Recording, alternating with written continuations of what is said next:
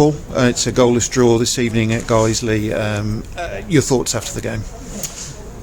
Probably like we just said, I think it was two teams who didn't want to lose, and that probably reflected in the few chances from both teams created. Pitch was lively, a little bit of zip on it as it got a little bit colder, but it was firm.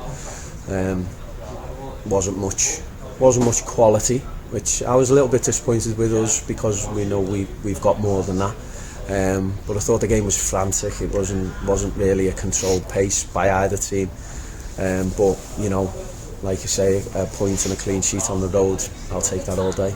Yeah, I mean, I suppose there's been a lot of build up to this game, but I suppose the truth of it is that nobody was going to win anything tonight, nobody was going to lose anything tonight. You're still 8 games out from the end of the season.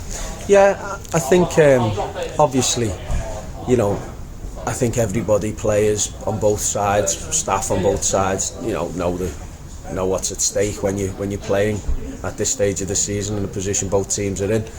And I think, like I say, it was probably reflected in both teams' performances in the way it was frantic. It was end to end without much quality to get it end to end. Too much direct play for my liking, but long throws, and there wasn't much football played from either side. But I did feel that when we did work little openings, we showed bits and pieces of quality, but we just lacked that final pass, or that final ball in, or that final shot to work the keeper. Knowing that there is a lot on game today, how easy is it to get the players? I mean, I expect you want them to be relaxed, calm, and just to play the way that you can, but how easy is that to do when you know the situation? Well, I mean, you can only encourage them to be in the right mindset and the right frame of mind as they approach the game, and not be too relaxed, not be too hyped up, and help one another when they're on the pitch. The hardest thing in the world as a manager is to control anything from a technical area. It's before the game, it's instructions that you're passing on, but ultimately, the players are their own. They're in charge of what they do, and in charge of what each other do. And I think, what I was pleased about most was when they started putting the long throws on us, and we shown a resilience and a real steel that nothing was going to pass us. Penalty early on, you're thinking, is it going to be one of them? Billy makes a save. He was outstanding tonight. He didn't have loads to do at all, but everything he did was just assured and composed and calm, and it really helps the back four and settles the team when you've got somebody like that in goal. Sure. You've done a couple of bits of business today in terms of making Jordan Piggott's move a permanent one, and also bringing in Marcus Marshall to the end of the season. So just a quick word about those. Well, I think everyone has seen the impact Piggo's had, whether he played right back, whether he's played centre back. He's one of them that he can hold you together at times, and he's done that. And he's a great lad.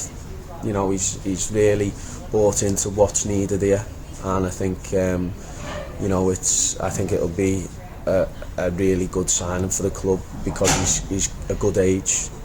He's ambitious and hungry, and he wants to move on as well, which I don't mind. Lads who are wanting to play, to get noticed, to go a game, not a problem with that, because if they do that, then it means they're doing something right for us. On Marshy, known him a long time, seen him a lot of times, not known him personally, but known of him as a player. I made a call on Sunday to Paul Phillips at Matlock just to see his availability. I know the formation that they play doesn't really fit into that, and I just asked the question, and he said possibly. So once he said possibly, I was like a dog with a bone. I wasn't letting it go, and thankfully Philo allowed us to speak to him, and Marcus was, it couldn't have been done any quicker, to be honest. And to be fair, I thought he got better as the game went on. That's his first 90 in a good few weeks as well.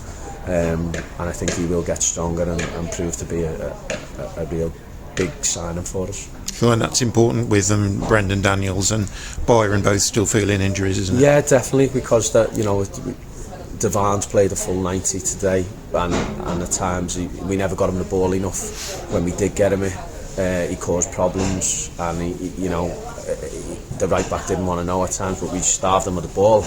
But when you've had Byron and Brendan, who are more creative and attacking players, missing, it's important that we had not just cover but good competition and good players to come in, and now I feel we've got that, certainly in those wide attacking areas, with the options that we've got. It's on to Saturday now. Obviously this one's done and dusted, and just a few miles from here, Farsley Celtic, they've had a win this evening as well, so you know that's not ideal in the situation, but you just have to go and face whatever you face on the day. Yeah, you know, Russ Wilcox has gone in there, and there was no doubt that he was gonna stoke a reaction. They've got a lot of experienced players in the Farsley dressing room, and you know, Russ has probably organised them a little bit and got them with a bit of bounce and a bit of spring in a step, and you know, they've won a couple of games on the bounce now. So yeah, tough game, another tough place to go, but one we're looking forward to, and you know, we're in not bad form ourselves. You know, it's back-to-back clean sheets now. It's 3 unbeaten, so we've got to go into Saturday confident and try our best like we did tonight to be on the right side of the result. Okay, really appreciate your time, Paul. We'll let you get home. Thanks very much. Cheers, Rich. Thanks, mate.